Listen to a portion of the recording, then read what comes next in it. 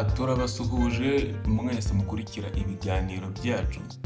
Nyirakuru wa The Ben yapfiriye mu nzira ajyanywe kwa muganga, aho yaragiye gufashwa cyangwa se ngo bamushakire ubufasha.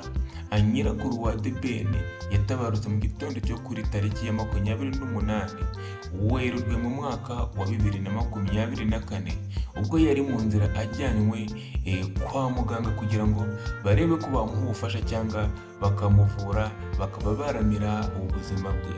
Mukangarambe Union yari umukecuru ukuze ariko ugifite imbaraga, nk'uko benshi bo mu muryango we babivuga ko bajyaga babona akomeye kandi afite imbaraga.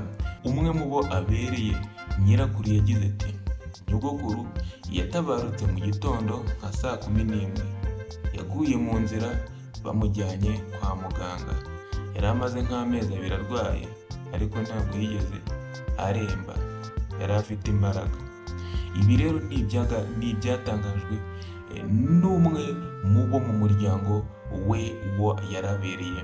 Nyirakuru avuga uburyo ki yagiye kwa muganga atarembye cyane kandi babona ko afite imbaraga, ariko ubuzima bw'umuntu niko bumera, bataramugeza kwa muganga aba asize ubuzima mu nzira cyangwa aba ahasize ubuzima.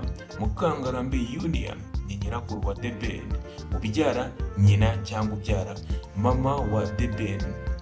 Abitabiriye ubukwe bwa The Ben na Pamela murabyibuka neza ko hari ifoto y'uyu mukecuru abari hagati bateruye impano bombi bari bamugeneye.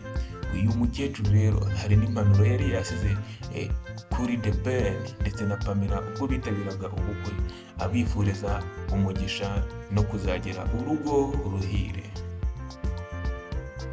Ngibyo rero iby'ubuzima bwo kuri iyi si nuko buba bumeze, twavuga ngo Imana imuhe uruhuko ridashira. Nguko rwose nta kundi ni ukubyakira, twihanganisha mu muryango wa The Ben. Mwakoze kudukurikirana rero, mwari kumwe nanjye Bakorimana Noel. Ciao ciao.